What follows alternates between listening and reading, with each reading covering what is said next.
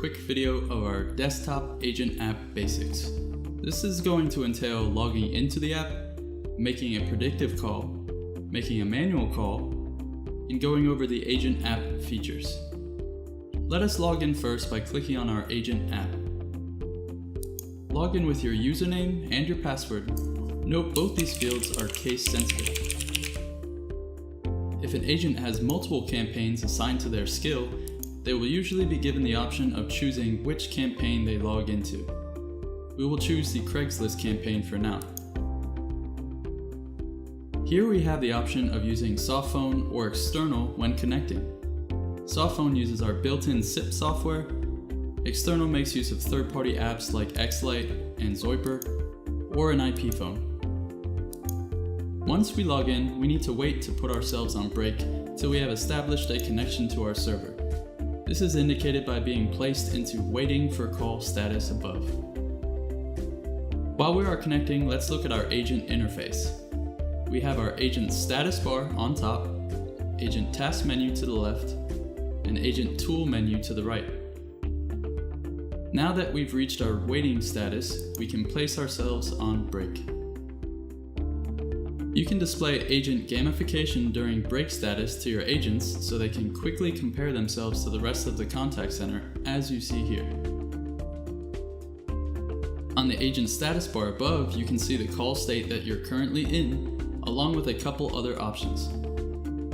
Above that, you have the agent name and campaign they're currently logged into. To the left is the agent task menu. You can notice that some of the options are grayed out. This will change based on the call status that you are in. We can unpause ourselves now and see how our predictive and available dialing modes will work. They dial based off leads that have been imported by the administrator using our admin app. You can see the lines being used to contact records in real time. This is a great way to keep your agents engaged while waiting on new calls to be made. Here is the customer's information for this call. Notice once the call is made, the customer's information populates right away. There is no lag. I can edit this information by clicking on the edit button and choosing any field I want. We're going to update the notes section now. You can right click and choose insert current timestamp to keep your notes sections organized. Now it will simply hang up the call and disposition. This will let us move on to the next one. It is that simple. Let me take one more call to show you this process again.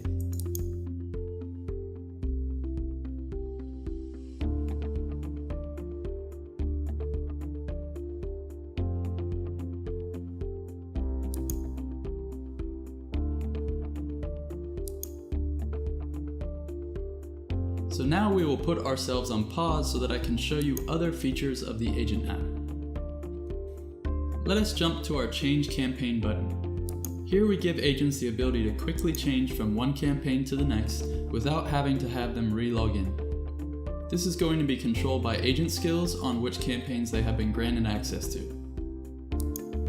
So let's change our campaign to Salesforce Demo so we can make a manual call. This is going to help illustrate some more features. Type in the customer's phone number here. We have the option of Add and Dial or Make Call. Add and Dial will create a new record in our system to store the data for future use. Make Call will just place the call. For now, let's go ahead and make a call and add the contact info by using Add and Dial. It says this number already exists, so it will allow you to go into the record, but if the number did not exist, you can edit it after the fact. We have our Call Info tab again, displaying our contact's information. Next is our CRM or Scripting tab.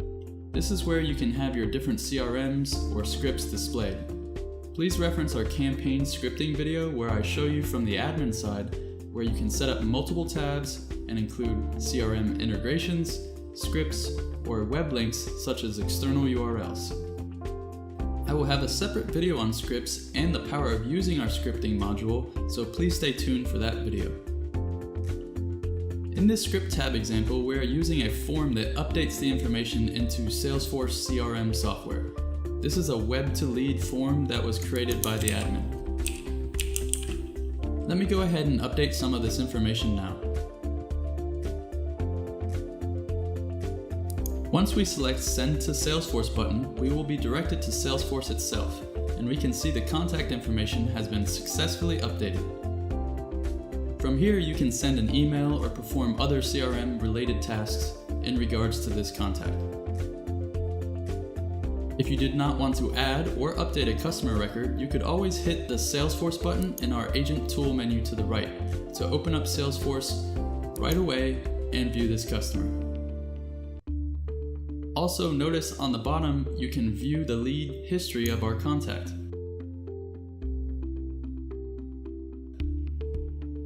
We can now look at our Agent Task menu and notice that some of our options have changed.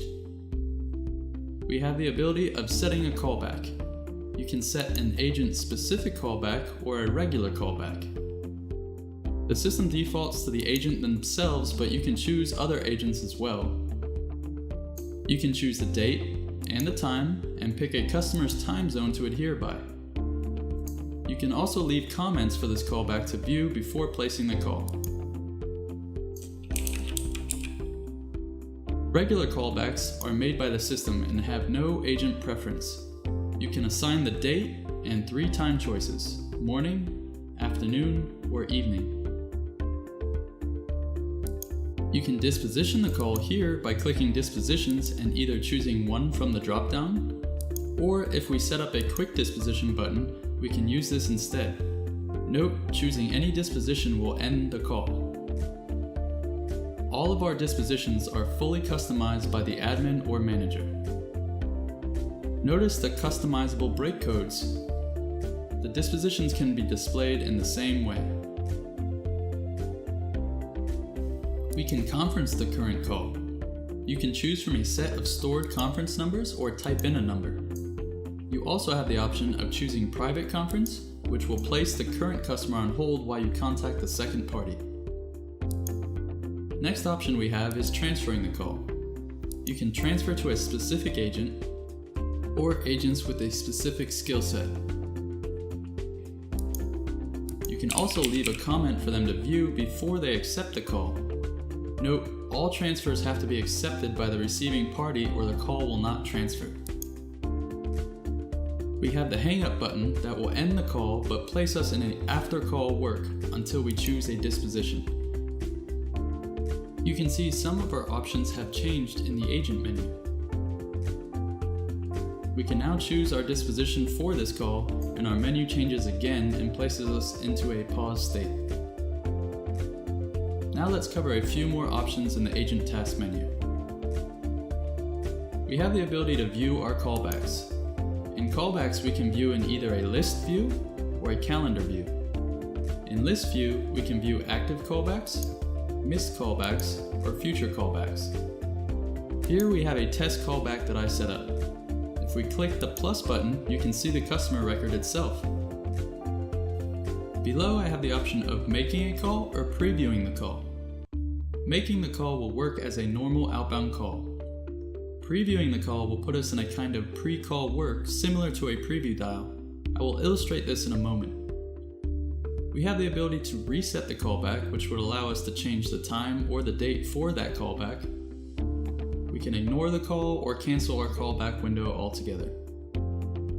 In calendar view, you can view your callbacks in a weekly, daily, monthly, or timeline mode. You have the same options below as in the list view. Let us preview a call so I can show you what that looks like. Notice that the customer's call info is previewed before the call can be made by clicking on Dial It. We can even disposition the preview call before placing the call, let's say if we just wanted to update the customer's information. Let's do that now so we can go ahead and move on. We can view the call history for an agent. You have the ability of searching by date or using a smart search with a customer's phone number, for example. Smart Search works for any fields in our advanced table that have this option enabled. We will refresh for today's date and this will show us the call history with any notes. Just like in our callback module, you can make the call or preview it. We will just cancel this for now. In the bottom left, you can see our agent gauge. There is an option that allows an agent to see how many leads are available for a particular campaign. This is typically done on a B2B type campaign where there are very few individuals that may be logged into that campaign.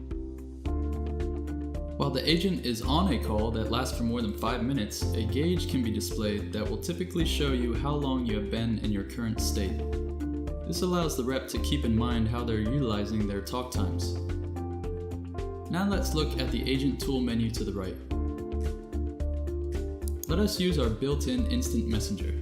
By default, this allows agents to message supervisors logged into the system and receive messages from them. You can configure this to allow them to communicate with other agents as well. We have our phone pad, which is for tone dialing. This is used for instances that you have to dial an extension, for example. You can make use of the send field above to quickly type out keys in your keyboard's number pad and hit the send button, or you can click the numbers below.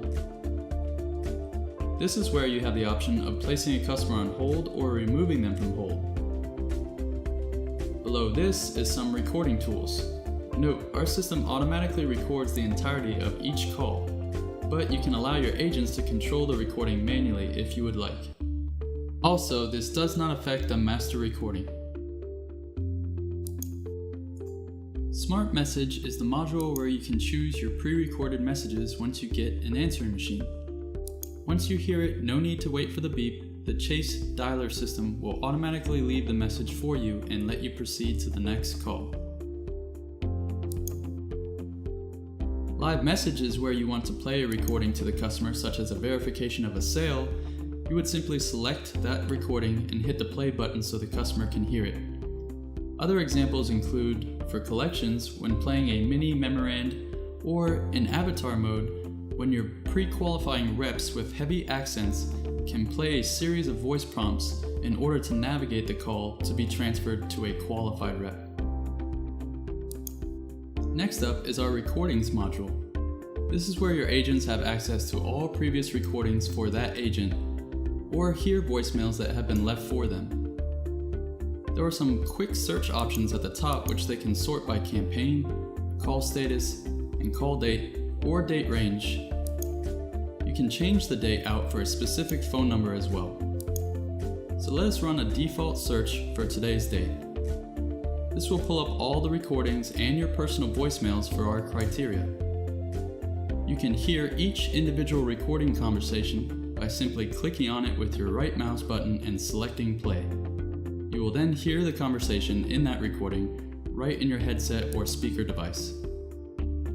Now we have our agent reports. We allow the agents to view a few reports to see his or her productivity for the day. We have videos explaining these individual reports, but they have access to an agent analysis report, an agent summary report, and a sales dashboard. To wrap up our video, in the top right we have a quick search.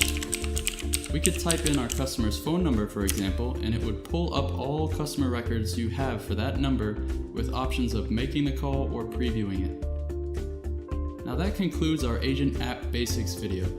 Please stay tuned for more quick videos from ChaseData in the future, and thank you for watching.